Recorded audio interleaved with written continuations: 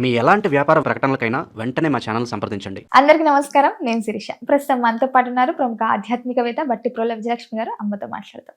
నమస్కారం అమ్మ. నమస్కారం అమ్మా. అమ్మ, ఈ జనవరి 26న భీష్మ అష్టమి ఉంది. సో ముఖ్యంగా ఆ రోజు విశిష్టత ఏంటంటారు?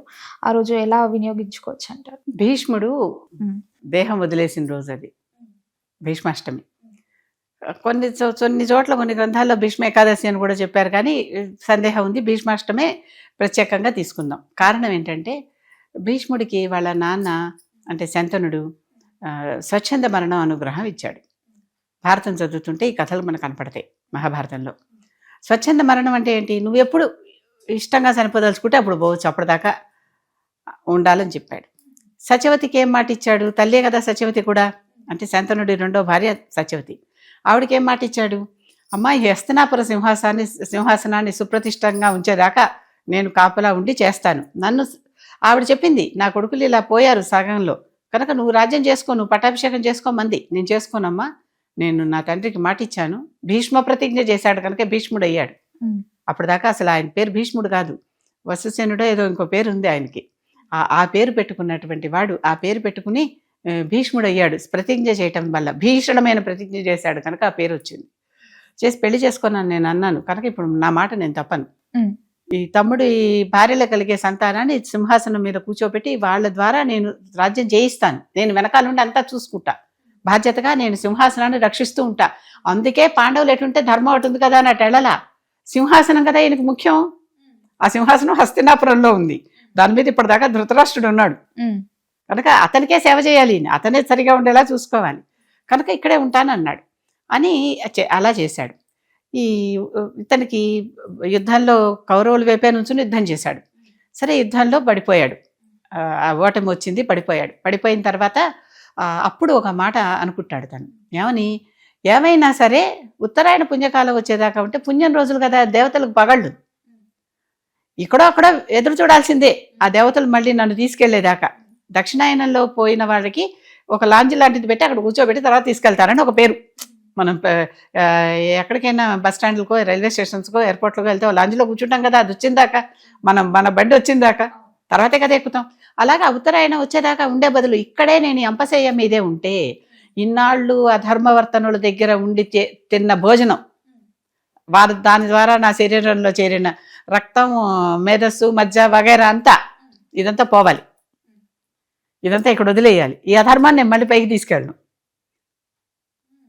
దానివల్ల మళ్ళీ వచ్చేటటువంటివన్నీ నేను అనుభవించను, ఇక్కడే అనుభవించేస్తా అని మార్గశిర మాసంలో ఎప్పుడో పడిపోతే అప్పటి నుంచి మాఘమాసం దాకా ఆగాడమ్మా పాపం ఆయన. వైకుంఠ ఏకాదశి నాడు అప్పుడే వచ్చేసింది కదా చంద్రాయనం ప్రకారం, అయినా పోలేదు. సౌరమానం ప్రకారం మకర సంక్రాంతికి వచ్చేసింది కదా, అయినా పోలేదు.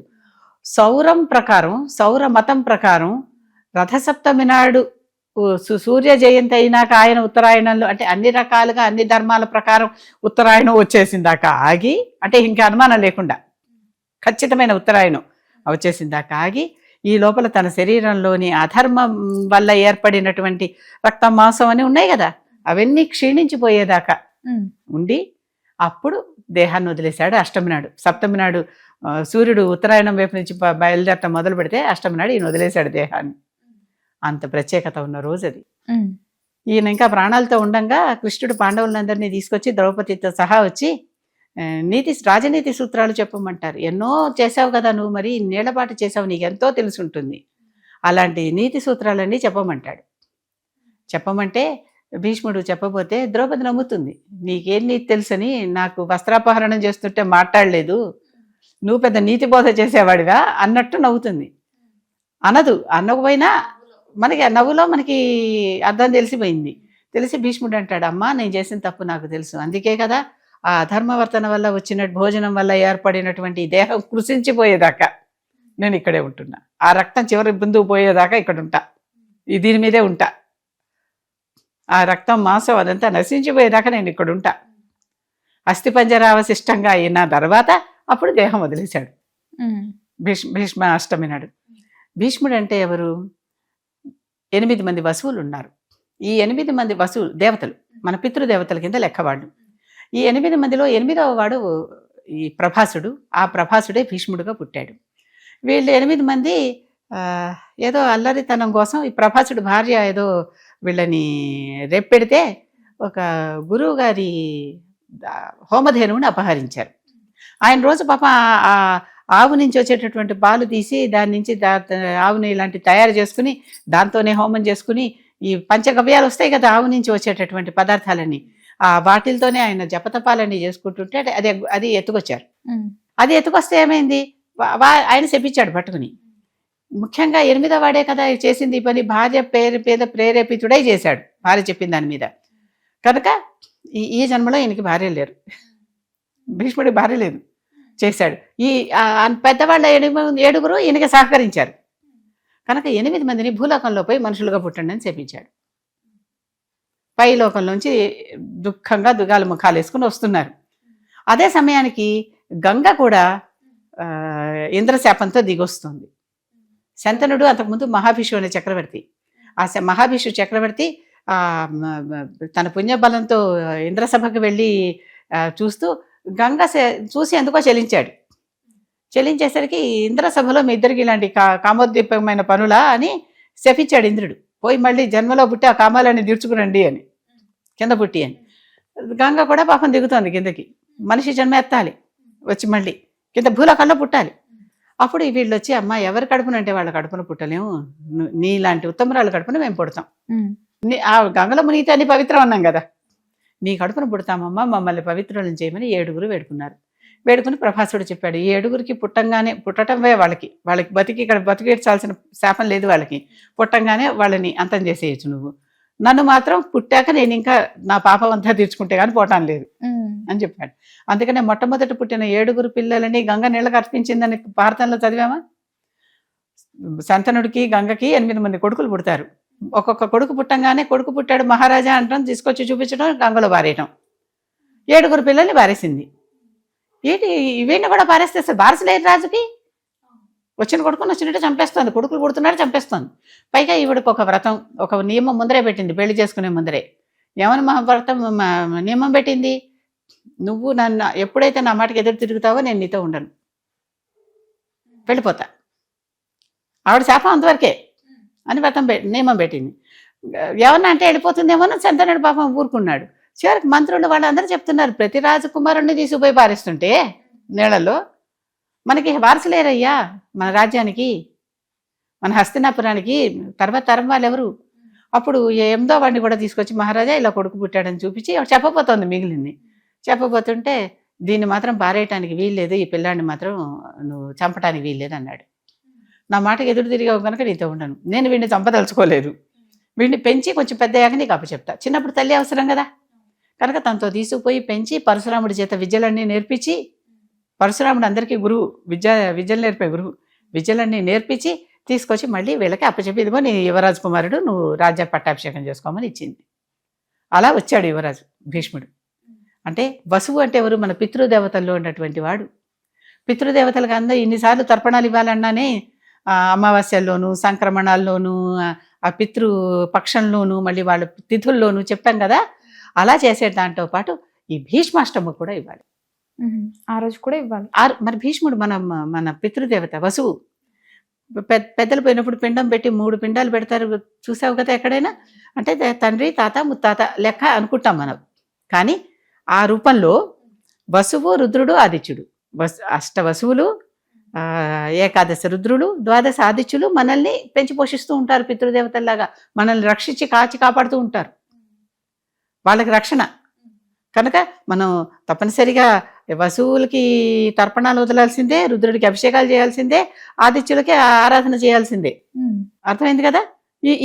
ఈ అష్టవసువుల్లో మరి మొదటి వాడు వసు రూపం కదా, వసు రూపంలో ఇక్కడ ఆయన భీష్ముడు వచ్చాడుగా, వసువే భీష్ముడు రూపంలో వచ్చాడుగా.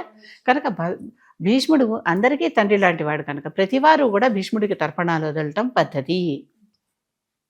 ఏమిటి కాస్త నీళ్లు నువ్వులు తీసుకుని భీష్మ ఇది నీకు సమర్పిస్తున్నాను అనుకోవటమే కదా, తండ్రి నేను నీకు సమర్పిస్తున్నాను అనుకోవటమే కదా, అది పద్ధతి అనమాట. కనుక ఆయన మనకి పితృదేవతల్లో ఒకడు. పితృదేవతలు అంటే మన అమ్మ నాన్న వీళ్ళే కాదు, ఇంతమంది ఉన్నారు. అదొక మండలం, అదొక పూర్తిగా ఆ గ్రహం నిండా మన పితృదేవతలందరూ ఉన్నారు. ఆ పితృదేవత ఆ లోకంలో పితృదేవతలందరూ బాగుండాలని మనం ఏ కార్యక్రమం చేసినా స్మరించుకునేది మన వాళ్ళనే అయినప్పుడే అది వాళ్ళది. ఉమ్. అంతే కదా. అది అది భీష్ముడి ప్రత్యేకత. ఏకాదశి నాడు ఏమిటి అంటే, ఏకాదశి నాడు అని కొంతమంది చెప్తారు, అష్టమి అని కొంతమంది చెప్తారు. నాకు అష్టమే కరెక్ట్ అని అనిపిస్తుంది. కారణం ఏంటంటే సప్తం వెళ్ళిపోగానే ఈయన చేశాడు ఈ పని. ఆయన ఇష్టంగా మరణించే శక్తి ఉంది కదా. కానీ ఇన్నాళ్ళు ఇంత కష్టం ఎందుకు పట్టాడు, హ్యాపీగా అప్పుడే పోవచ్చు కదా. అసలు ఇదంతా చూడటం ఎందుకు, ఈ ద్రౌపది వస్త్రాపహరణ ఇవి నేను చూడాలా, నాకు ఇంత రాసిందా, అప్పుడు ముందరే వదిలేసుకోవచ్చుగా, ప్రాణాలు వదిలేసుకోదలుచుకుంటే. కానీ సింహాసనం ఇంకా సుస్థిరం కాలా. పాండవులు వచ్చాక సింహాసనం సుస్థిరమైంది, ధర్మం నిలిచింది సింహాసనం మీద. ఆయన పేరే ధర్మరాజు కదా, అసలు పేరు యుధిష్ఠిరుడు, కానీ ధర్మరాజు కదా. ధర్మాన్ని పాటించేటటువంటి వాడు సింహాసనం ఎక్కాడు కనుక ధర్మం సుస్థిరమైందని నమ్మకం వచ్చింది కనుక వదిలేశాడు. ఇక నేను కాపలా కాయక్కర్లా సింహాసనాన్ని, వాళ్ళు చూసుకుంటారు. ధర్మం వచ్చేసింది, ధర్మం వచ్చింది, ధర్మం చూసుకుంటుంది. ఎందుకంటే ఎతో ధర్మస్తతో జయ, ధర్మం ఎక్కడుంటే అక్కడే జయం. ఆ పుస్తకానికి భారతానికి పేరు పెట్టింది కూడా జయం అనే పేరే పెట్టాడు వ్యాసుడు. అది ఎంతో గొప్పదైపోయేసరికి మహాభారతం అయిపోయింది. అది దాని పేరు అలా మారిపోయింది. ఆ జయం అనే పేరే అసలు పేరు. జయం అనే గ్రంథాన్ని తతో జయముదీరే ఏ తను చదువుతూ ఉంటావే అవన్నీ, ఆ జయం అనేది అక్కడి నుంచి వచ్చిందనమాట మాట. అది సంగతి.